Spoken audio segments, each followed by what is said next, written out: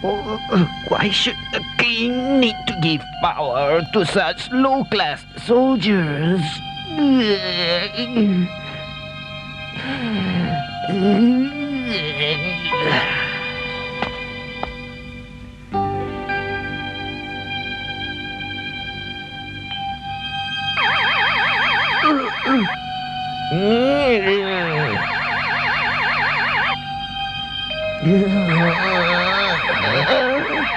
Help! Shut up.